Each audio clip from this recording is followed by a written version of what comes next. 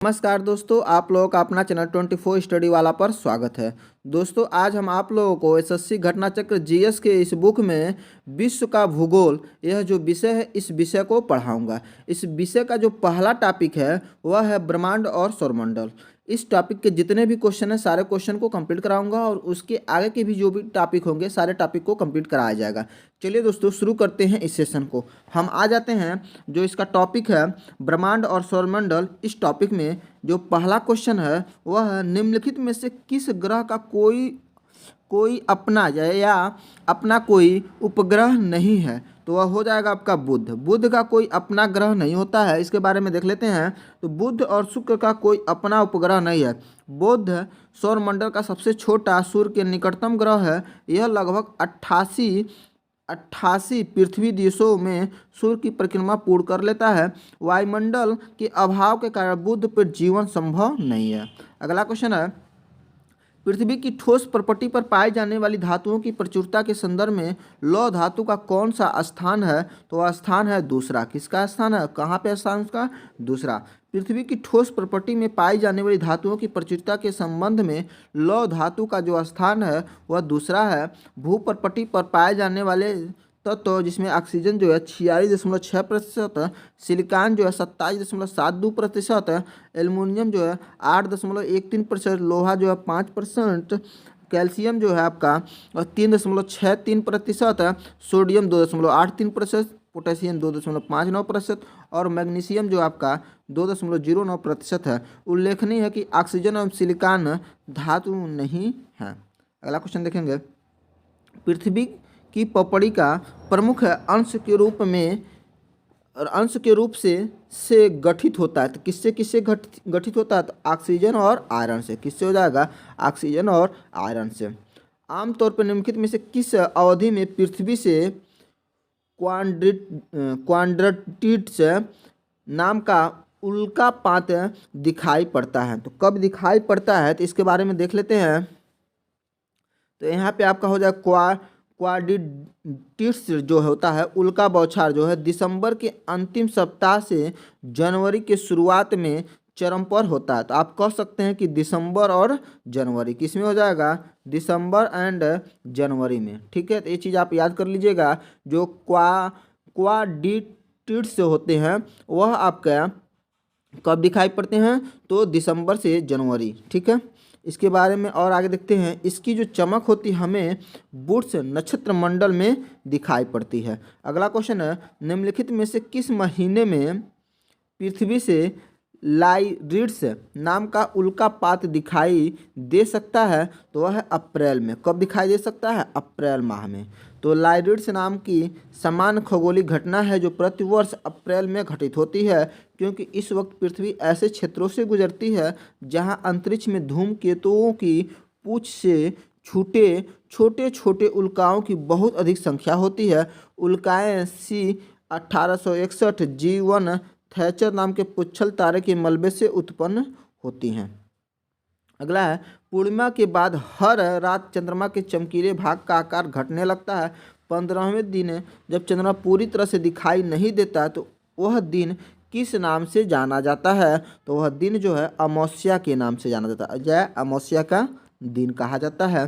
पूर्णिमा के बाद हर रात चंद्रमा के चमकीले भाग का आकार घटने लगता है और वह 15वें दिन जब चंद्रमा पूरी तरह से दिखाई नहीं देता तो उस दिन को अमावस्या को नाम से जाना जाता है। किस नाम से जाना जाता है, अमावस्या के नाम से जाना जाता है।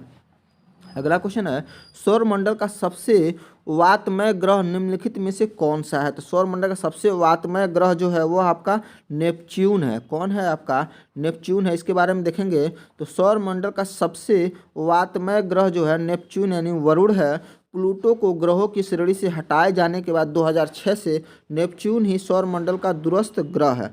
नेपच्यून ग्रह के 14 उपग्रह हैं। इसे ट्रिटोन और मेरिड प्रमुख है। इसमें सौरमंडल की सर्वाधिक ठंडा ग्रह माना जाता है। अगला क्वेश्चन है ग्रीष्म काल में रात के पहले पहर में दिखने वाले प्रसिद्ध तारामंडल को किस नाम से जाना जाता है।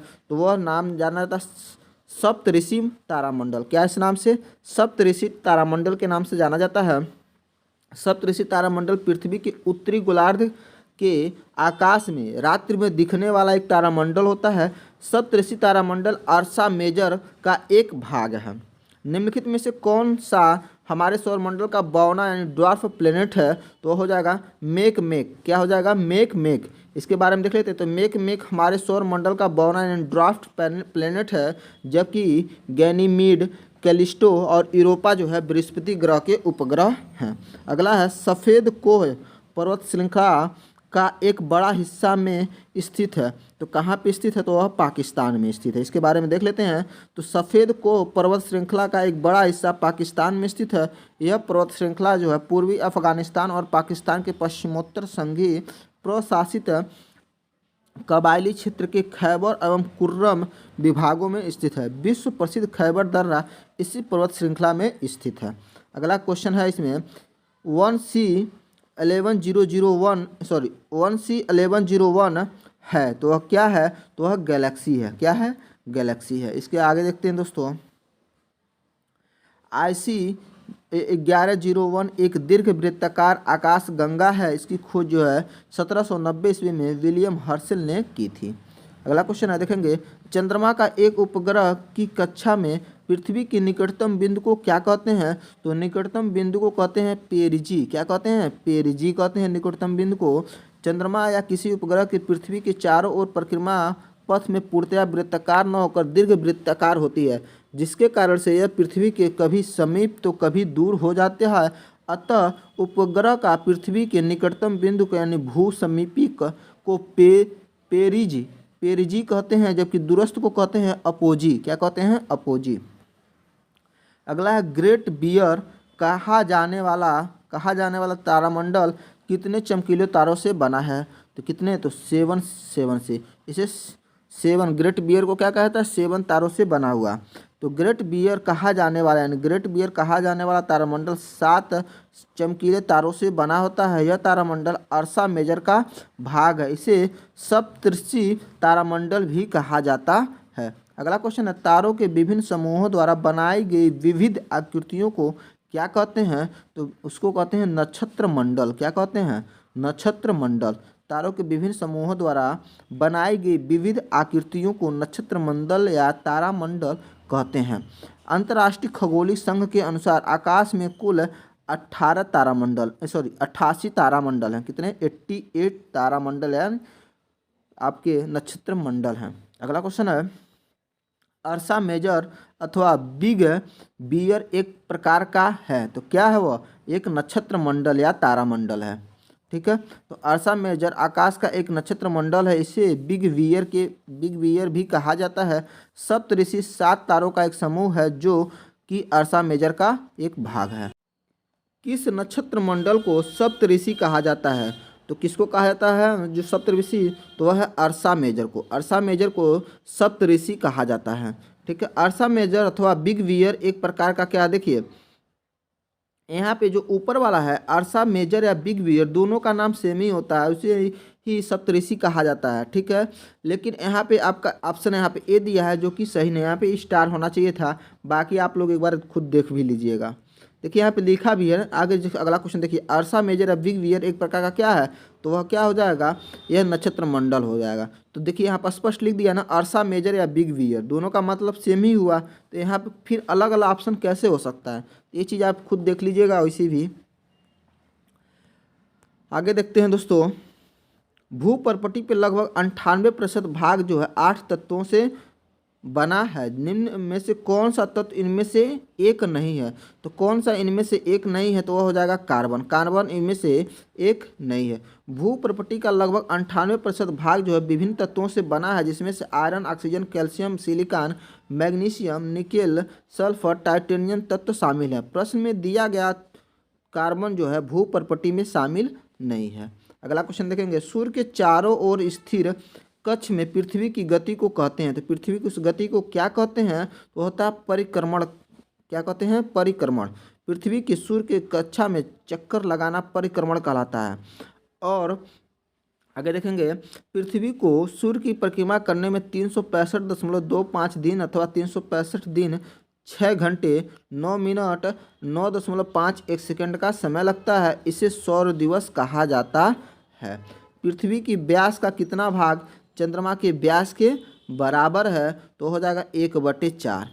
तो 1/4 भाग बराबर है, तो पृथ्वी के व्यास का 1/4 भाग चंद्रमा के व्यास के बराबर है। पृथ्वी का व्यास जो है यह लगभग 12,742 किलोमीटर है, जबकि चंद्रमा का व्यास जो है 3,475 किलोमीटर है। आगे देखते हैं दोस्तों। आगे सूर्य के चारों ओर चक्कर लगाने वाले पत्थरों के छोटे छोटे टुकड़ों को क्या कहते हैं? उसको कहते हैं उल्का पिंड। क्या कहते हैं? उल्का पिंड। सूर्य के चारों ओर चक्कर लगाने वाले पत्थरों के छोटे छोटे टुकड़ों को उल्का पिंड कहा जाता है। क्षुद्र ग्रह मंगल एवं बृहस्पति के मध्य पाए जाते हैं। अगला है ध्रुव तारे का दूसरा नाम क्या है? तो ध्रुव तारे का जो दूसरा नाम है उसे कहते हैं उत्तरी तारा। क्या कहते हैं उसको? उत्तरी तारा कहते हैं। ध्रुव तारा को उत्तरी तारा या पोल तारा भी कहा जाता है। यह जो है उर्सा माइनर तारा समूह का सर्वाधिक चमकीला तारा है। पृथ्वी के क्रस्ट में सबसे प्रचुर मात्रा में चांदी कौन सी है? तो सबसे प्रचुर मात्रा में जो चांदी है वह है एल्युमिनियम। पृथ्वी के क्रस्ट में सर्वाधिक मात्रा में पाई जाने वाली धातु एल्युमिनियम है।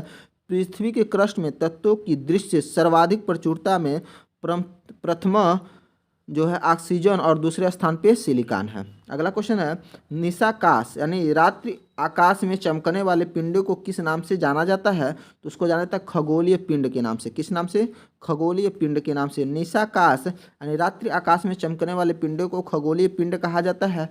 सूर्य, चंद्रमा तथा सभी वस्तुएं जो रात्रि के समय आसमान में चमकती हैं खगोलीय पिंड कहलाती हैं। सूर्य, चंद्रमा तथा वे सभी वस्तुएं जो रात के समय आसमान में चमकती हैं कहलाती हैं। क्या कहलाती हैं? खगोलीय पिंड कहलाती हैं। आगे देखते हैं दोस्तों। ध्रुव तारा कौन सी दिशा को दर्शाता है? तो जो ध्रुव तारा होता है वह उत्तर दिशा को दर्शाता है। सप्तऋषि तारामंडल से ध्रुव तारे का संकेत प्राप्त होता है। ध्रुव तारा जो है उत्तर दिशा में चमकता है।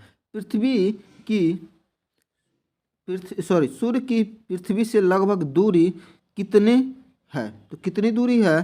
तो वह है आपका 150 मिलियन किलोमीटर। आपका किसमें पूछा गया? मिलियन किलोमीटर में, तो 150 मिलियन किलोमीटर। इसके बारे में देखेंगे एग्जैक्ट। तो सूर्य की पृथ्वी से लगभग दूरी जो है 149.6 मिलियन किलोमीटर है। अतः निकटतम सही उत्तर ऑप्शन ए होगा। पृथ्वी का सबसे निकट कौन सा तारा है? तो सबसे निकट का तारा अगर देखेंगे तो हो जाएगा सूर्य। सूर्य क्या है? एक प्रकार का तारा ही तो है। पृथ्वी के सर्वाधिक निकट स्थित तारा जो है सूर्य है। पृथ्वी इसी सौरमंडल का एक हिस्सा है तथा यह सूर्य का चक्कर लगाती है। अमेरिकी वैज्ञानिक एडविन हबल का नाम निम्नलिखित में से किस सिद्धांत से जुड़ा है? तो किस सिद्धांत से जुड़ा है? तो बिग बैंग सिद्धांत से। किस सिद्धांत से? तो बिग बैंग सिद्धांत से। अमेरिकी वैज्ञानिक एडविन हबल का नाम जो है ब्रह्मांड की उत्पत्ति बिग बैंग अथवा महाविस्फोटक सिद्धांत से जुड़ा है। इस सिद्धांत के अनुसार ब्रह्मांड निर्माण की प्रक्रिया एक आरंभिक महाविस्फोट के साथ शुरू हुई थी। अगला क्वेश्चन देखेंगे। लूसीफर ग्रह का दूसरा नाम क्या है? तो लूसीफर ग्रह का दूसरा नाम जो है वह शुक्र है। क्या नाम है? शुक्र हो जाएगा। लूसीफर शुक्र ग्रह का लैटिन नाम है जो इस ग्रह के सुबह दिखने वाले रूप में व्यक्त करता है। आगे देखेंगे दोस्तों। ग्रहों के वैज्ञानिक चंद्रमा के चारों ओर विद्यमान पतले गैसीय आवरण को कहते हैं। तो इसको कहते हैं चंद्रमा का बहिर्मंडल। क्या कहते हैं? चंद्रमा का बहिर्मंडल। चंद्रमा का बहिर्मंडल चंद्रमा के चारों ओर के गैसीय अणुओं की बहुत ही कम संख्या वाले क्षेत्रों को व्यक्त करता है। यह क्षेत्र जो है इतना ज़्यादा विरल होता है कि गैस के परमाणु एक दूसरे से कम टकराते हैं, जबकि औसत समुद्र तल के निकट पृथ्वी के वायुमंडल में एक घन सेमी आयतन में लगभग 10 पे 19 परमाणु होते हैं तथा चंद्र बहिर्मंडल के एक घन सेमी आयतन में लगभग 10 पे 4 से लेकर 10 पे 6 परमाणु होते हैं। अगला है ओरियन तारामंडल को किस अन्य नाम से जाना जाता है? तो कहा जाता है हंटर के नाम से। किस नाम से जाना जाता है? हंटर के नाम से। ओरियन तारामंडल को हंटर यानी शिकारी भी कहा जाता है। इसमें 3 प्रमुख तारे ओरियन बेल्ट के सदृश होते हैं, जबकि इस तारामंडल का दूसरा सबसे चमकीला तारा जो है बीटलगीस हंटर के कंधे पर निर्मित करता है। सबसे बड़ा तारामंडल किसे माना जाता है? तो माना जाता है हाइड्रा को। किसको माना जाता है? हाइड्रा को। आकाश में उपस्थित वर्तमान 88 तारामंडल में हाइड्रा तारामंडल सबसे बड़ा है। ब्लू मून शब्द का उपयोग किसके लिए किया जाता है? तो किया जाता है चंद्र ग्रहण के लिए। किसके लिए? चंद्र ग्रहण के लिए। पूर्ण चंद्र ग्रहण के दौरान जब संपूर्ण चंद्रमा पृथ्वी की छाया से ढक जाती है, तब भी पृथ्वी के वायुमंडल के क्षण कर प्रकाश चंद्रमा की सतह पर कुछ मात्रा में पहुंचता है, जिसमें से प्रकाश के बैंगनी भाग की मात्रा तो अधिक प्रकीर्णन के कारण छट जाती है, लेकिन लाल प्रकाश जो होता है इसका तरंग दैर्घ्य अधिक होने के कारण कम प्रकीर्णन के कारण चंद्रमा की सतह तक पहुंचता है, जिससे चंद्रमा लाल दिखाई पड़ता है। सूर्य का लगभग 70% भाग निम्नलिखित में से किससे बना है? तो वह बना होता है हाइड्रोजन से। किससे? हाइड्रोजन से। सूर्य का लगभग 70% भाग जो है हाइड्रोजन से बना है, जबकि इसमें 28% हीलियम गैस है। सूर्य की अपार ऊर्जा की उत्पत्ति के कारण नाभिकीय संलयन है, जिसमें हाइड्रोजन के नाभिक संयुक्त होकर हीलियम के नाभिकों का निर्माण करते हैं। अगला है, ओरियन तारामंडल का सबसे चमकीला तारा निम्नलिखित में से कौन सा है? तो हो जाएगा रीगेल। क्या हो जाएगा? रीगेल हो जाएगा।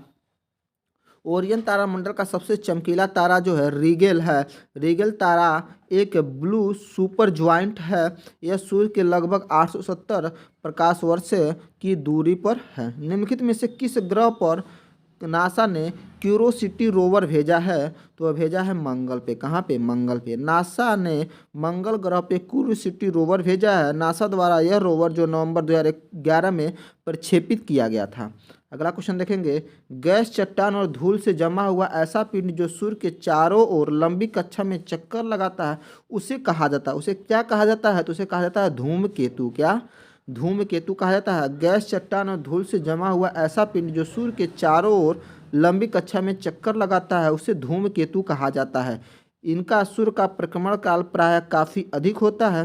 प्रायः धूमकेतु चमकीली सिर अथवा लंबी पूंछ वाले होते हैं। जैसे जैसे कोई धूमकेतु सूर्य के पास आता जाता है, इसकी पूंछ की आकार बढ़ती जाती है।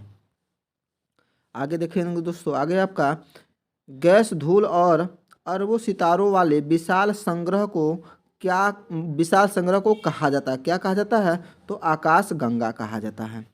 गैस, धूल और अरबों सितारों वाले विशाल संग्रह को आकाश गंगा कहा जाता है। हमारे सौर मंडल जिस आकाश गंगा का भाग, उसे दुग्ध मेखला यानी मिल्की वे कहते हैं। लाखों आकाश गंगाएं मिलकर ब्रह्मांड का निर्माण करती हैं। चंद्रमा की त्रिज्या कितनी है? तो चंद्रमा की त्रिज्या कितनी है? तो 1.74 × 10⁶ मीटर। चंद्रमा की जो त्रिज्या है 1737 किलोमीटर है। कितना? 1737 किलोमीटर, 1737.4 किलोमीटर। इसे 1.74 × 10⁶ मीटर आकी गई है। निम्नलिखित में से कौन सा जो तत्व है ब्रह्मांड में सर्वाधिक मात्रा में पाया जाता है? तो वह तत्व है हाइड्रोजन। क्या हो जाएगा? हाइड्रोजन। हाइड्रोजन ब्रह्मांड में पाया जाने वाला सर्वाधिक मात्रा वाला तत्व है। बिग बैंग के दौरान ब्रह्मांड में सर्वप्रथम हाइड्रोजन ही व्यापक मात्रा में बनना शुरू हुई थी। कौन सा ग्रह जो है सल्फ्यूरिक एसिड के घने सफ़ेद और पीले बादलों से बना है? यह हो जाएगा शुक्र ग्रह। क्या हो जाएगा? शुक्र ग्रह। शुक्र ग्रह के वायुमंडल में मुख्य रूप से कार्बन डाइऑक्साइड होती है और इसके साथ सल्फ्यूरिक अम्ल भी बूंदों के रूप में वायुमंडल में उपस्थित होता है। सौर मंडल की खोज किसने की है? तो ये की है कापरनिकस ने। किसने की है? कापरनिकस ने। सौर मंडल संबंधी विचार जो है पोलैंड के खगोल शास्त्री निकोलस कापरनिकस द्वारा प्रस्तुत किया गया था। उन्होंने ही सर्वप्रथम ये कहा कि सूर्य जो होता है सौर मंडल के केंद्र में है, जबकि पृथ्वी से सभी ग्रह इसकी परिक्रमा करते हैं। अगला, किन ग्रहों की कक्षाओं के मध्य क्षुद्र ग्रहों की बेल्ट है? तो हो जाएगी मंगल और बृहस्पति के बीच में। किसके बीच में? मंगल और बृहस्पति। सूर्य मंडल के दो ग्रहों मंगल और बृहस्पति के बीच सूर्य के चारों ओर रिक्त अंतरिक्ष का एक ऐसा भाग है जहाँ पे क्षुद्र ग्रहों की बड़ी मात्रा पाई जाती है। ये क्षुद्र ग्रह जो है मंगल और बृहस्पति के बीच स्थित एक पट्टी सदृश कक्षा में सूर्य का चक्कर लगाते हैं। अगला क्वेश्चन है, औपसरिका की परिघटना के दौरान पृथ्वी और सूर्य के बीच अनुमानित दूरी कितनी होती है? तो कितनी होती है? तो 152 मिलियन किलोमीटर। कितना होती है? 152 मिलियन किलोमीटर होता है। औपसरिका परिघटना के दौरान सूर्य की पृथ्वी की दूरी जो है सर्वाधिक अर्थात 152 मिलियन किलोमीटर होती है। पेरिहीलियन परिघटना के दौरान पृथ्वी एवं सूर्य की दूरी न्यूनतम अर्थात 147 मिलियन किलोमीटर होती है। चंद्रमा पिंड का उदाहरण है, तो किस पिंड का उदाहरण है? तो अदीप्यमान पिंड का उदाहरण है। चंद्रमा पृथ्वी का एकमात्र उपग्रह है जिसमें स्वयं का कोई प्रकाश नहीं है। यह एक अदीप्यमान पिंड है। चंद्रमा सूर्य से परावर्तित प्रकाश के कारण चमकता है। ब्रह्मांड के अध्ययन को के नाम से जाना जाता है। तो ब्रह्मांड के अध्ययन को किस नाम से जाना जाता है? तो यहाँ पे आप हम लोग डायरेक्ट आंसर देखते हैं इसका। इसको कहा जाता है कॉस्मोलॉजी। तो ब्रह्मांड के अध्ययन को कॉस्मोलॉजी के नाम से जाना जाता है। यह मानव पर ग्रह और नक्षत्र के प्रभाव के अध्ययन को एस्ट्रोलॉजी कहते हैं। क्या कहते हैं? एस्ट्रोलॉजी। मानव पर ग्रह और नक्षत्र के प्रभाव को एस्ट्रोलॉजी और ब्रह्मांड के अध्ययन को कॉस्मोलॉजी एवं भूकंप के अध्ययन को सिस्मोलॉजी के नाम से जाना जाता है। और लिम्नोलॉजी जो होती है आंतरिक जल, जिसमें कि झील, जलाशय, नदियाँ आदि के स्रोतों का अध्ययन किया जाता है। सूर्य की सबसे ऊपरी परत को क्या कहते हैं? तो सूर्य की सबसे ऊपरी परत को क्या कहते हैं? उस परत को कोरोना या किरीट कहते हैं। क्या कहते हैं? कोरोना या किरीट। सूर्य के सतह का तापमान जो है 5500 डिग्री सेंटीग्रेड तथा इसके केंद्र का तापमान जो है 15 मिलियन डिग्री सेंटीग्रेड है। सूर्य की धरातल से ऊपर वाले मंडल को 3 भागों में प्रकाश मंडल, वर्णमंडल और कोरोना में विभाजित किया गया है। कोरोना जो है सूर्य के वायुमंडल का सबसे बाहरी आवरण है जो वायुमंडल के ऊपर पाया जाता है। पूर्ण सूर्य ग्रहण के दौरान कोरोना को नग्न आंखों से देखा जा सकता है। सूर्य की सबसे बाहरी परत को क्या कहते हैं? तो सूर्य की सबसे बाहरी परत को कोरोना कहते हैं। क्या कहते हैं? कोरोना कहते हैं। सबसे हमारे सौरमंडल का सबसे निकटतम तारा कौन सा है? तो वह है आपका प्रेक्सिमा सेंचुरी या सेंटायूरी भी कहते हैं इसको, या सेंचुरी भी कहते हैं, दोनों देख लीजिएगा। सेंटायूरी है या तो हमारे सौरमंडल का सबसे निकटतम तारा जो है प्रेक्सिमा सेंटायूरी, जो आपका 2,68,770 खगोलीय इकाई दूर है। यह एक छोटा लाल बौना तारा है जो सूर्य का लगभग 4.2 प्रकाश वर्ष की दूरी पर है। निम्नलिखित में से कौन सा जो तारा है वह सूर्य के सबसे नज़दीक है? तो सूर्य के सबसे नज़दीक तारा कौन सा हो जाएगा? तो हो जाएगा प्रेक्सिमा सेंटायूरी। अगला क्वेश्चन है, निम्नलिखित में से कौन सा एक आंतरिक ग्रह नहीं है? तो आंतरिक ग्रह कौन सा नहीं है? तो हो जाएगा शनि। शनि जो होता है वो आंतरिक ग्रह नहीं होता है, क्योंकि देखिएगा बृहस्पति, शनि, यूरेनस और नेपच्यून सौरमंडल के बाह्य ग्रह होते हैं, जबकि बुध, शुक्र, पृथ्वी, मंगल आंतरिक ग्रह हैं। बृहस्पति और मंगल की कक्षाओं में मुख्य क्षुद्र ग्रह पट्टी स्थित है। सूर्य के चमकीले भाग को कहते हैं। तो चमकीले भाग को क्या कहते हैं? तो यहाँ पे चमकीले भाग को फोटोस्फीयर कहते हैं। सूर्य के चमकीले भाग को फोटोस्फीयर कहते हैं। सूर्य के चमकीले भाग को फोटोस्फीयर कहते हैं। कोरोना जो होता है पूर्ण सूर्य ग्रह की स्थिति में दिखाई देते हैं। आगे है, खगोलीय पिंड जिसमें अपना प्रकाश एवं ऊष्मा नहीं होती है उन्हें क्या कहा जाता है? तो उन्हें कहा जाता है ग्रह। क्या कहा जाता है? ग्रह। खगोलीय पिंड जिसमें अपना प्रकाश एवं ऊष्मा नहीं होता उसे ग्रह कहा जाता है। ग्रहों का प्रकाश एवं ऊष्मा नहीं होती, ये सूर्य के प्रकाश से एवं ऊष्मा प्राप्त करते हैं। सूर्य के प्रकाश एवं ऊष्मा प्राप्त करते हैं। सूर्य का प्रकाश पृथ्वी तक कितने मिनट में पहुंचता है? तो यह अप्रॉक्स 8 मिनट में पहुंचता है। तो यह सूर्य का प्रकाश पृथ्वी पहुंचने में 8 मिनट 19 सेकंड का समय लगता है। सूर्य से पृथ्वी की मध्य औसत दूरी लगभग जो है वो 14,96,00,000 किलोमीटर है। कितना? 14,96,00,000। एक ग्रह की अपने कक्ष में सूर्य की अधिकतम दूरी को क्या कहा जाता है? तो कहा जाता है अपसौर। क्या कहा जाता है? एपीहीलियन। एपीहीलियन कहा जाता है। इसके बारे में देख लेते हैं। तो सूर्य की परिक्रमा करने वाले पिंडों जैसे ग्रह और धूमकेतु आदि के परिक्रमा पथ पे वह बिंदु जो सूर्य से सबसे अधिक दूरी पर स्थित होता उसे अपसौर या अपहेलियन कहा जाता है। पृथ्वी अपनी धुरी पर चारों तरफ किस दिशा में घूमती है? तो यह घूमती है पश्चिम से पूर्व की ओर। पृथ्वी अपनी धुरी के चारों तरफ पश्चिम से पूर्व की ओर घूमती है। पृथ्वी अपनी धुरी पर 24 घंटों में एक चक्कर लगाती है। यह धुरी जो है 23.5 डिग्री झुकी हुई है। कितनी? 23.5 डिग्री। हमारा सौरमंडल कितने ग्रहों का बना हुआ है? तो हमारा सौरमंडल जो है 8 ग्रहों का बना हुआ है।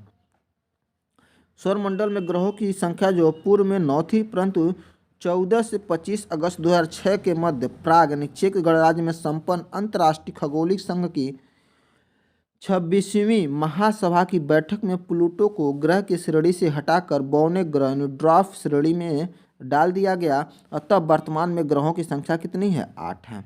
अगस्त 2006 के बाद प्लूटो ग्रह को क्या कहा जाता है? तो बौना ग्रह कहा जाता है। क्या कहा जाता है? बौना ग्रह। निम्नलिखित में से कौन सा बौना ग्रह हो जाएगा? तो क्या हो जाएगा? इसमें से बताना है आपको। इसमें से जो एरिस होता है वह बौना ग्रह होता है। इसके बारे में देखेंगे तो वर्तमान में आधिकारिक रूप से 5 बौने ग्रह, उसमें प्लूटो है आपका, हयूमेया है, सीरिस है, मेक है और एरिस है। ये 5 के 5 आपके ये आधिकारिक रूप में बौने ग्रह हैं। नेपच्यून ग्रह होता है, जबकि टाइटन और हाइड्रा जो है, इस टाइटन और हाइड्रा क्रमशः शनि और प्लूटो के संबंधित उपग्रह हैं। निम्नलिखित में से कौन सा एक बौना ग्रह नहीं है? तो कौन सा बौना ग्रह नहीं है? तो हो जाएगा क्या? मंगल। मंगल जो है बौना ग्रह नहीं है, बल्कि यह ग्रह होता है। किस ग्रह को बौना ग्रह कहकर भी संबोधित किया जाता है? तो वह है आपका प्लूटो। क्या हो जाएगा? प्लूटो को जब सौर मंडल के तहत एक ग्रह नहीं माना जाता को अब तो किसको नहीं माना जाता है? तो वह है आपका यम, प्लूटो जिसे कहा जाता है, यानी यम। हमारा सौरमंडल कितने ग्रहों का बना हुआ है? 8। कितना हो जाएगा? 8। कौन सा ग्रह जो है लाल ग्रह के नाम से जाना जाता है? तो वह होता है मंगल। मंगल को लाल ग्रह के नाम से जाना जाता है। तो मंगल ग्रह को लाल ग्रह के नाम से जाना जाता है। मंगल की वायुमंडल में 95% कार्बन डाइऑक्साइड है, यानी वह अपनी धुरी पर लगभग 24.6 घंटे में एक चक्कर और 686.98 दिनों में सूर्य के चारों ओर एक चक्कर लगाता है। बुध सूर्य से ग्रह है, तो कितने नंबर का ग्रह है बुध? तो वह है पहले नंबर का ग्रह है। तो बुध सूर्य से पहला ग्रह है। सूर्य से दूरी के अनुसार ग्रहों की जो क्रम है इस प्रकार है। सबसे पहले बुध होता है, उसके बाद शुक्र है, पृथ्वी है, मंगल है, बृहस्पति है, शनि है और वरुण है, अरुण है, वरुण है। तो अरुण को यूरेनस भी कहा जाता है। और वरुण को कहीं कहीं डायरेक्ट अंग्रेजी ही दी रहती है, हिंदी दी ही नहीं रहती, अरुण नहीं रहता, उसकी जगह पे यूरेनस और नेपच्यून रहता है। ये बात आप लोग ध्यान दीजिएगा। 8 ग्रहों में से सूर्य 8 ग्रहों में से जो शुक्र है सूर्य से कौन से स्थान पर है? तो वह है आपका दूसरे स्थान पे। किस स्थान पे है? दूसरे स्थान पे है। अगला क्वेश्चन है 8 ग्रहों में पृथ्वी जो है सूर्य से कौन से स्थान पर है? तो ये हो जाएगी पृथ्वी तो है तीसरे स्थान पे है। किस स्थान पे है? तीसरे। 8 ग्रहों में बुध जो है सूर्य से कौन से स्थान पे है? तो बुध जो है पहले स्थान पे है। सौरमंडल के ग्रहों के अनुक्रम में बुध और पृथ्वी के बीच कौन सा ग्रह आता है? तो वह है शुक्र, जिसे पृथ्वी की बहन भी कहा जाता है। सौरमंडल में ग्रहों के क्रम में मंगल और शनि के बीच कौन सा ग्रह आता है? तो मंगल और शनि के बीच में जो ग्रह है वह है बृहस्पति। कौन सा ग्रह हो जाएगा? बृहस्पति। हमारे सौरमंडल का कौन सा ग्रह जो है सूर्य के सबसे निकट है? तो वह हो जाएगा बुध। कौन सा हो जाएगा? बुध। पृथ्वी सूर्य से ग्रह है, तो किस नंबर का ग्रह है? तीसरे नंबर का ग्रह है सूर्य से। अगला क्वेश्चन है मंगल ग्रह सूर्य से स्थान पे स्थित है, तो चौथे स्थान पे स्थित है। किस स्थान पे? चौथे। शुक्र जो है सूर्य से ग्रह है, तो शुक्र सूर्य से कितने नंबर पे ग्रह है? तो वह है आपका दूसरे नंबर का ग्रह है। कितने नंबर का? दूसरे नंबर का। यूरेनस जो है सूर्य से ग्रह है, तो यूरेनस जो है आपका वह 7वां ग्रह है। कौन सा हो जाएगा? 7वां। सूर्य से बढ़ती हुई दूरी के अनुसार ग्रहों की निम्नलिखित में से कौन सा क्रम सही है? सबसे पहले बुध हो जाएगा, शुक्र हो जाएगा, पृथ्वी, फिर मंगल। ठीक। निम्नलिखित में से कौन सा ग्रह जो है सूर्य के सबसे दूर है? तो सूर्य के सबसे जो दूर है वो होता है वरुण। ठीक। निम्नलिखित इनमें से कौन जो है सबसे ठंडा ग्रह कौन सा हो जाएगा? तो सबसे ठंडा ग्रह जो होता है वह होता है वरुण। कौन होता है? वरुण, जिसे नेपच्यून भी कहते हैं। सूर्य देखिए वरुण जो होता है सूर्य से सर्वाधिक दूर होने के कारण इसे सर्वाधिक यानी सबसे ठंडा ग्रह कहा जाता है। यहाँ पे सतह का तापमान लगभग -200 सेल्सियस होता है। कितना? -200 सेल्सियस होता है। और वरुण का वायुमंडल जो है हाइड्रोजन और हीलियम तथा मीथेन से बना हुआ है। आगे देखते हैं दोस्तों। आगे निम्नलिखित में से किस ग्रह का घूर्णन जो है कक्ष अत्यधिक झुका हुआ है? तो यह कौन सा ग्रह हो जाएगा? तो ये हो जाएगा अरूण हो जाएगा। क्या हो जाएगा? अरूण। अरूण ग्रह का घूर्णन अक्ष जो है अत्यधिक झुका हुआ है। अत्यधिक अच्छी झुकाव के कारण इसे लेटा हुआ ग्रह भी कहा जाता है। निम्नलिखित में से कौन सा ग्रह सबसे गर्म है? तो गर्म की बात की जाए तो सबसे गर्म जो है शुक्र होता है। शुक्र ग्रह सौरमंडल का सबसे गर्म ग्रह है। शुक्र ग्रह का औसत तापमान जो है आपका 737 केल्विन या 464 डिग्री सेंटीग्रेड होता है। सबसे गर्म ग्रह जो है तो क्या हो जाएगा? शुक्र। कौन सा हो जाएगा? शुक्र हो जाएगा। 1948 में विकसित बिग बैग सिद्धांत के लिए निम्न में से कौन सा एक वैकल्पिक सिद्धांत है जो यह बताता है कि ब्रह्मांड परिवर्तित नहीं होता, भले ही इसमें समय के साथ विस्तार होता है? तो यह है स्टेडी स्टेट यूनिवर्स। कौन बताता है? Steady state universe. 1948 में स्टेडी स्टेट यूनिवर्स सिद्धांत प्रस्तावित किया गया जो बिग बैंग सिद्धांत के लिए वैकल्पिक सिद्धांत था। यह सिद्धांत बताता है कि ब्रह्मांड परिवर्तित नहीं होता है, भले ही इस समय के साथ विस्तार होता है। यह सिद्धांत सर फ्रेड होयल, हरमन बांडी और थॉमस गोल्ड द्वारा प्रस्तावित किया गया। अगला जो क्वेश्चन है वह है पृथ्वी जिस समय सूर्य से सबसे अधिक दूरी पे होता है उस समय उस स्थिति क्या होती है? तो वो स्थिति को कहते हैं अपहीलियन। क्या कहते हैं? अपहीलियन। पृथ्वी की सूर्य से निकटतम दूरी 3 जनवरी को होती है और इस स्थिति को पेरीहेलियन यानी उपसौर कहते हैं। इसके विपरीत 4 जुलाई को पृथ्वी सूर्य से सर्वाधिक दूरी पे होता है, इस स्थिति को अपसौर यानी अपहेलियन कहते हैं। अगला जो क्वेश्चन है पृथ्वी की परिधि लगभग कितनी है? तो वह है 40,000 किलोमीटर। पृथ्वी की जो परिधि है लगभग 40,000 किलोमीटर है। पृथ्वी पर भूमध्य रेखा की परिधि जो है वह 40,090 किलोमीटर है। अगला क्वेश्चन है इसमें पृथ्वी के कोर यानी केंद्रीय भाग को और किस नाम से जाना जाता है? तो उसको कहते हैं गुरुमंडल। और गुरुमंडल का दूसरा ही नाम जो है परितारक केंद्र यानी सेंट्रोस्फीयर, इसीलिए इस क्वेश्चन में स्टार लगा हुआ है। देखिए इसके बारे में हम लोग देख भी लेते हैं। तो पृथ्वी की संरचना में केंद्रीय भाग कोर को गुरुमंडल यानी बैरिस्फीयर के नाम से जाना जाता है। हालांकि परितारक केंद्र को भी पृथ्वी के केंद्रीय भाग को कोर या गुरुमंडल के पर्याय के रूप में प्रयोग किया जाता है। आपको बताया ही है कि दोनों का नाम लगभग सेम ही है। विश्व की सबसे लंबी भूमि सीमा किन दो देशों के बीच है? तो वह देश है कनाडा और यूएसए। कौन सा हो जाएगा? कनाडा और यूएसए। विश्व की सबसे लंबी भूमि सीमा मतलब भूमि से जो सीमा लगती है, भूमि सीमा कनाडा और संयुक्त राज्य अमेरिका यानी यूएसए की है, जिसकी लंबाई जो है 8,893 किलोमीटर, जिसको मील में कहेंगे तो 5,525 मील है। अगला क्वेश्चन है एक स्थिर तारे के संदर्भ में पृथ्वी द्वारा अपनी कक्षा में दिए गए बिंदु पे लौटने के लिए लिया गया समय क्या कहलाता है? तो समय कहलाता है सिडिरेलियर ईयर या नाक्षत्र वर्ष। क्या कहते हैं? नाक्षत्र वर्ष। इसके बारे में पढ़ लेते हैं। तो नाक्षत्र वर्ष एक स्थिर तारे के संदर्भ में पृथ्वी द्वारा अपनी कक्षा में दिए गए बिंदु पर लौटने के लिए लिया गया समय है। अर्थात पृथ्वी द्वारा सूर्य की एक परिक्रमा करने में जितना समय लगता है उसे नाक्षत्र वर्ष कहते हैं। यह 365 दिन 6 घंटे 9 मिनट और 9.5 सेकंड का होता है। यह उष्णकटिबंधीय वर्ष से लगभग 20 मिनट बड़ा होता है। आगे देखते हैं दोस्तों। अगला क्वेश्चन है पृथ्वी को के नाम से भी जाना जाता है। तो किस नाम से जाना जाता है? तो नीला ग्रह के नाम से भी जाना जाता है। पृथ्वी को नीला ग्रह के नाम से भी जाना जाता है क्योंकि पृथ्वी की सतह पर जल की अधिकता है। पृथ्वी के लगभग 70% भाग पर जल क्षेत्र है जबकि 30% भाग पर स्थल क्षेत्र है। पृथ्वी को नीला ग्रह क्यों कहते हैं? तो इसका क्वेश्चन हो जाएगा तो ये क्यों कहते हैं? क्योंकि इसमें 2/3 सतह पे पानी से ढकी होने के कारण पृथ्वी नीला दिखाई देती है, इसलिए इसको नीला ग्रह कहते हैं। वह कौन है जिसने सबसे पहले पृथ्वी की परिधि को मापा था? तो वे हैं एरेटोस्थेनेस। कौन है? एरेटोस्थेनेस। इसके बारे में देख लेते हैं। तो यूनानी खगोल विज्ञानी एरेटोस्थेनेस पहले व्यक्ति हैं जिन्होंने पृथ्वी की परिधि की सही माप की गणना की थी। अगला क्वेश्चन है पृथ्वी की सबसे बाहरी परत को कहा जाता है। तो क्या कहा जाता है? उसको कहा जाता है क्रस्ट या पपड़ी। क्या कहा जाता है? क्रस्ट या पपड़ी। पृथ्वी की सबसे बाहरी परत को पपड़ी या भूपृष्ठ या क्रस्ट कहा जाता है। पृथ्वी को 3 परतों में बांटा गया है, पपड़ी या भूपृष्ठ, मेंटल और कोर। तो इस भूपृष्ठ को क्रस्ट कहते हैं, फिर मेंटल है, फिर कोर है। कौन सा क्षेत्र भूप्रपट्टी, क्रस्ट और आच्छादन मेटल को पृथक करता है? तो कौन करता है उसको देखेंगे तो मोहो जो क्षेत्र होता है, जैसे ऑप्शन इसका देख लीजिए यहाँ पे, मोहो जो पहला ऑप्शन है यही आपका भूपर्पटी और मेटल को पृथक करता है। इसके बारे में आगे हम देख भी लेते हैं। तो मोहो क्षेत्र जो है भूपर्पटी क्रस्ट और आच्छादन यानी मेटल को पृथक करता है।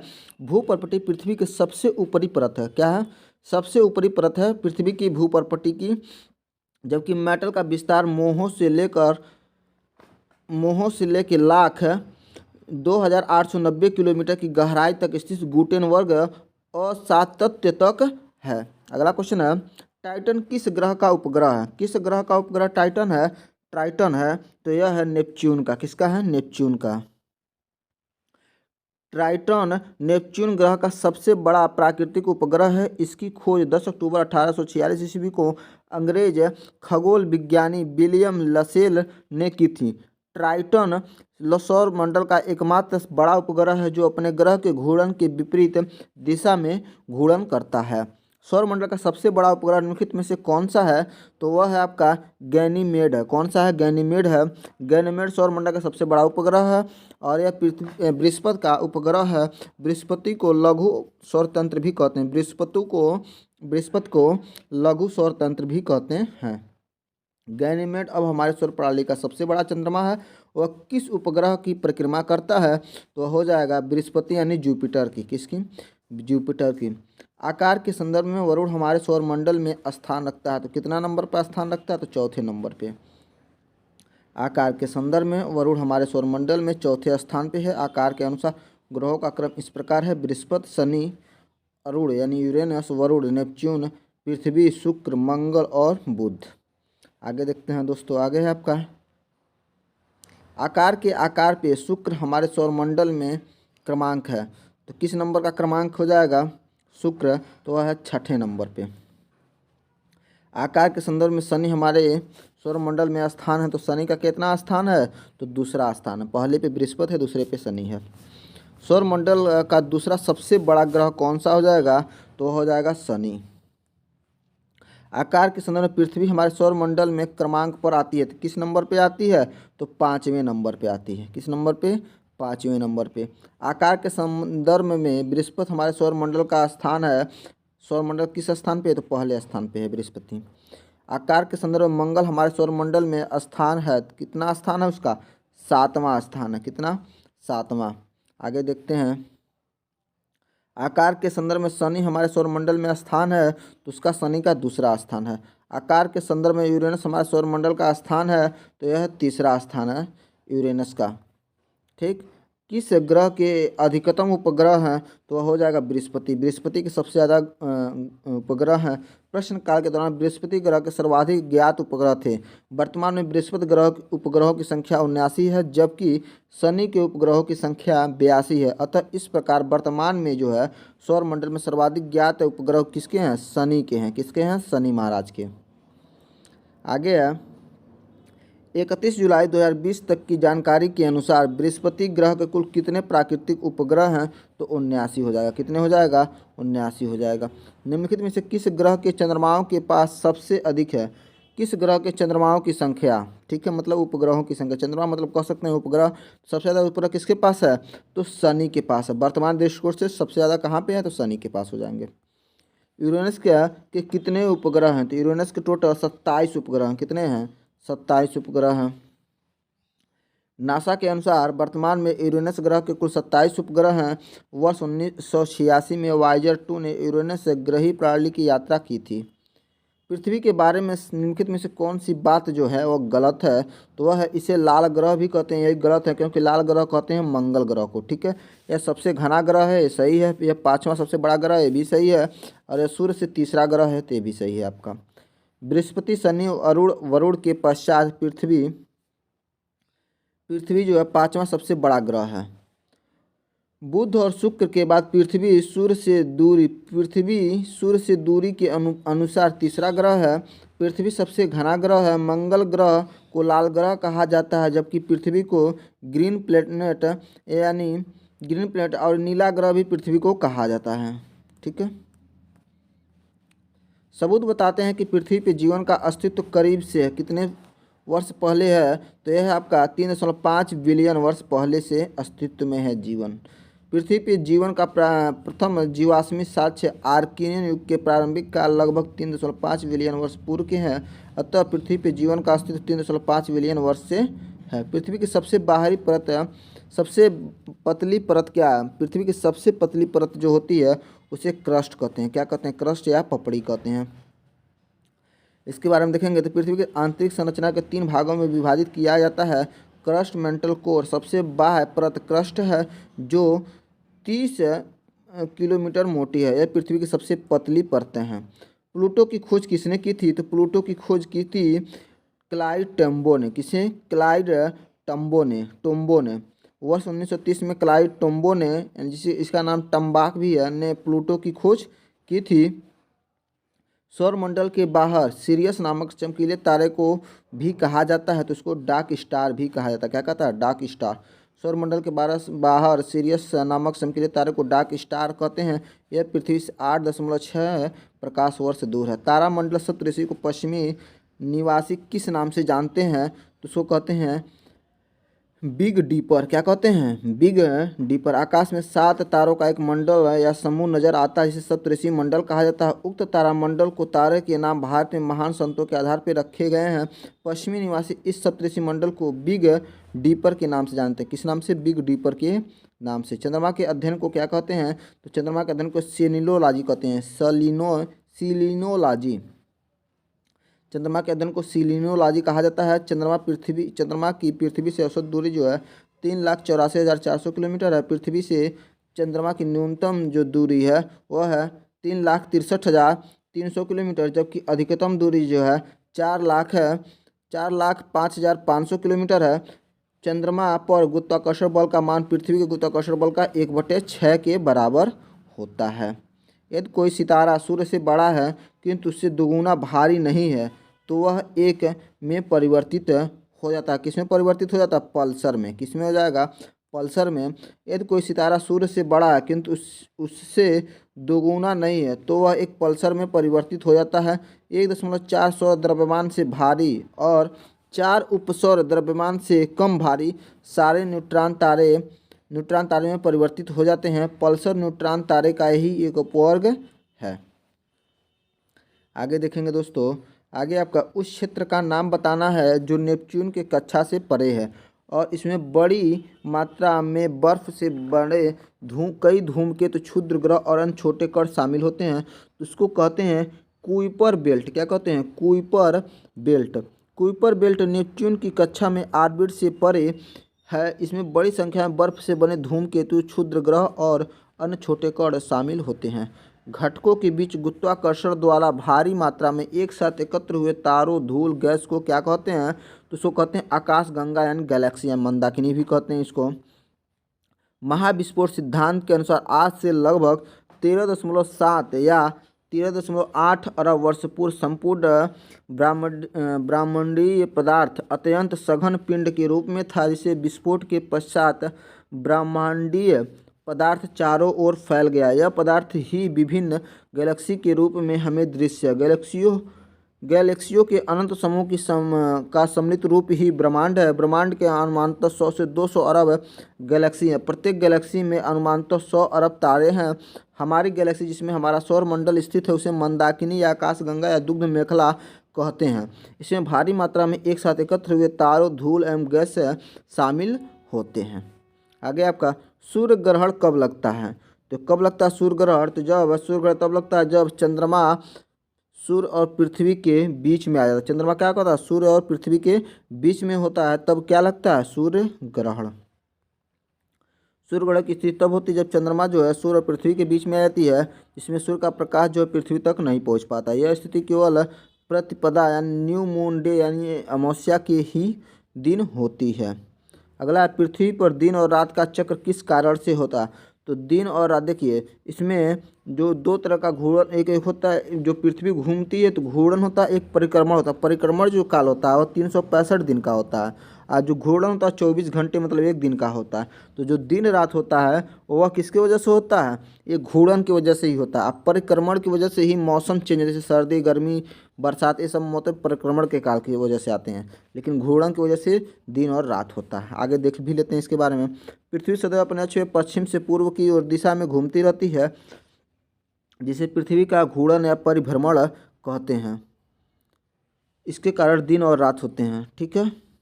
देखिए यहाँ पे परिभ्रमण, देखिए यहाँ पे परिभ्रमण हो सकता है, परिक्रमण नहीं है।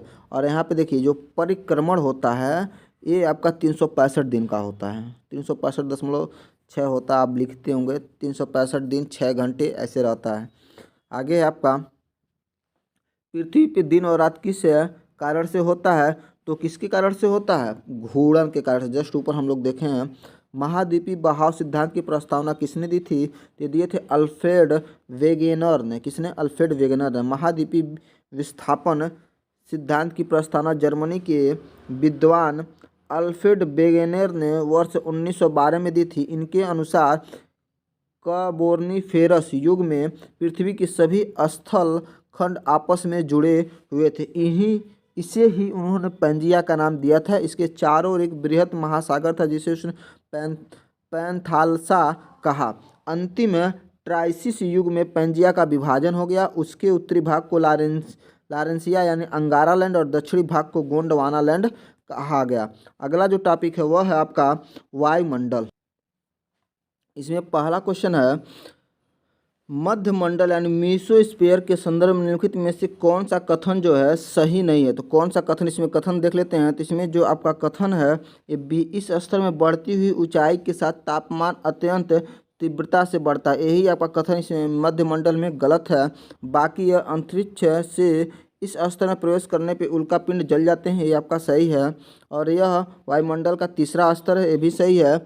और उसके बाद सप्ताप मंडल के ऊपर है, प्रत्यक्ष सप्ताप मंडल के ऊपर, ये भी सही है। तो आपका सी नंबर गलत हो जाएगा। यहाँ पे देख लीजिए, मध्य मंडल मेसोस्फीयर वायुमंडल की तीसरी परत है जो समताप मंडल के ठीक ऊपर 50 किलोमीटर से 85 किलोमीटर के बीच विस्तृत है। वायुमंडल की इस परत में तापमान ऊंचाई में वृद्धि के साथ निरंतर घटता है, ठीक है। निरंतर क्या होता है, घटता है। आगे देखते हैं। आगे आपका कौन सी परत जो है मंडल, कौन सी परत है मंडल पृथ्वी की सतह से शुरू होकर 8 से 14 किलोमीटर यानी 5 से 9 मील ऊपर तक विस्तारित होती है। वायुमंडल का यह हिस्सा सबसे घना होता है तथा इस क्षेत्र में लगभग सभी मौसम होते हैं। तो ये होता है आपका ट्रोमोस्फीयर, मतलब क्षोभ मंडल। क्या होता है, क्षोभ मंडल, जिसे ट्रोमोस्फीयर कहते हैं। अगला देखते हैं दोस्तों। क्षोभ मंडल एंड ट्रोमोस्फीयर पृथ्वी की सतह से शुरू होकर 8 से 14.5 किलोमीटर यानी 5 से 9 मील ऊपर तक विस्तारित होता है। वायुमंडल का यह हिस्सा सबसे घना होता है तथा इस क्षेत्र में लगभग सभी मौसम होते हैं। इस मंडल में प्रत्येक 165 मीटर की ऊंचाई पर 1 डिग्री सेल्सियस घटता जाता है। उस तत्व की पहचान कीजिए जो पृथ्वी की बाहरी परत में सबसे अधिक मात्रा में पाया जाता है। तो वह तत्व है आपका ऑक्सीजन। क्या हो जाएगा, ऑक्सीजन। पृथ्वी की बाहरी परत में सबसे अधिक मात्रा में पाया जाने वाला तत्व ऑक्सीजन है, क्योंकि यह चट्टानों में उपस्थित विभिन्न प्रकार के ऑक्साइडों, कार्बोनेटों और सिलिकेटों आदि अनेक यौगिकों में उपस्थित होता है। वायुमंडल के उच्च स्तर पर ओजोन ऑक्सीजन अणुओं पर कार्य करने पर का परिणाम है। क्या परिणाम है, तो वह है यूवी विकिरण, मतलब अल्ट्रावायलेट विकिरण है। इसके बाद में देखेंगे तो वायुमंडल के उच्च स्तर या समताप मंडल में ऑक्सीजन पे सूर्य से आने वाली तीव्र ऊर्जा युक्त पराबैंगनी विकिरणों की क्रिया से ओजोन गैस का निर्माण होता है। गैस की परतें जो पृथ्वी के चारों ओर से घेरती हैं उन्हें क्या कहते हैं, तो उन्हें कहते हैं वायुमंडल। क्या कहते हैं, वायुमंडल। गैस की परतें जो पृथ्वी के चारों ओर से घेरती हैं उन्हें वायुमंडल कहते हैं। अगला क्वेश्चन, निम्नलिखित में से ओजोन के संबंध में कौन सा कथन जो है सत्य नहीं है। तो वह हो जाएगा ओजोन मंडल जो है पृथ्वी के सतह के निकट स्थित होता है, ये आपका गलत हो जाएगा। ओजोन जो होता है विषैला होता है, ये सही है। ओजोन सूर्य से आने वाली हानिकारक विकिरणों को अवशोषित कर लेता है, ये भी सही है। ओजोन का सूत्र O3 है, भी सही है। तो यहाँ पे देखिए ओजोन यानी O3 गैस जो होती है पृथ्वी की सतह से 12 से 15 किलोमीटर की ऊंचाई पर स्थित वायुमंडल की परत समताप मंडल में पाई जाती है, जो सूर्य के हानिकारक पराबैंगनी विकिरण को पृथ्वी तक पहुँचने से रोकती है। समताप मंडल में पराबैंगनी विकिरण किसके द्वारा अवशोषित कर ली जाती है, तो वो हो जाएगा ओजोन। कौन सा हो जाएगा, ओजोन हो जाएगा। पृथ्वी के वायुमंडल की किस परत में ओजोन की परत, किस परत में ओजोन की परत होती है, तो वह हो जाएगा आपका समताप मंडल। अभी जस्ट ऊपर हम लोग देखे ही हैं। वायुमंडलीय ओजोन का अधिकांश भाग वायुमंडल के किस परत में पाया जाता है, तो ये पाया जाता है समताप मंडल में। किसमें? समताप मंडल में। ओजोन की परत वायुमंडल की किस परत में पाई जाती हैं, तो यह पाई जाती है स्ट्रेटोस्फीयर। किसमें? स्ट्रेटोस्फीयर। ओजोन की वजह से समताप मंडल भी कहते हैं इसको, इंग्लिश में इसको कहते हैं स्ट्रेटोस्फीयर।